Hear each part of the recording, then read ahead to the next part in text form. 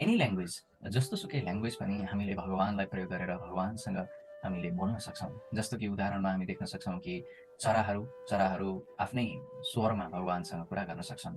जलचरहरू त्यही अनुसारले बोल्न सक्छन्।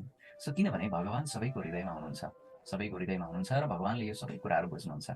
त्यही भएर वास्तवमा भन्ने हो भने होइन, यो सबै जुन बोल्ने क्षमता पनि कसले दिनुहुन्छ त? सबै जीवहरूलाई भगवानले नै दिनुहुन्छ।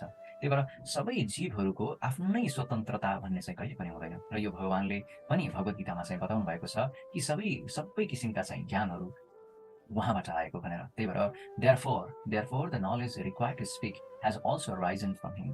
जे पनि हामी बोल्न सक्ने सामर्थ्य छ वास्तवमा भन्यो भने यो भगवानकै कृपाले भएको छ। त्यही भएर हामी भगवानप्रति कृतज्ञ हुन अत्यावश्यक छ। हामी देख्न सक्छौँ कि एउटा मेडिसिन, एउटा फार्मेसी पसलमा धेरै चाहिँ त्यहाँ औषधिहरू हुन्छन्।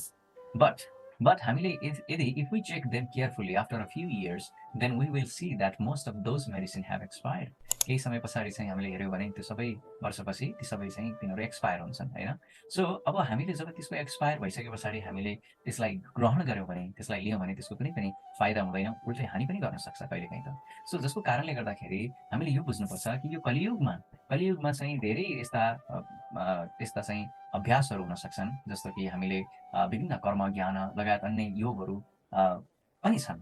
तर पनि अहिलेको अवस्थामा ती सबै जति पनि ती योगहरू छन्, कर्मयोग, ज्ञानयोग होइन, ध्यान योग, अष्टाङ्ग योग लगायत अरू सबै भनेको चाहिँ अहिलेको यो कलियुगमा चाहिँ एक्सपायर भए जस्तो हो। त्यो भएको कारणले गर्दाखेरि there is only one remedy effective for this age. एउटा मात्र अचुक उपाय भनेको चाहिँ के हो त भन्दा भगवानको नाम हरे कृष्ण कृष्ण कृष्ण हरे हरे, हरे राम राम राम हरे हरे, यो महामन्त्र लिनु हो।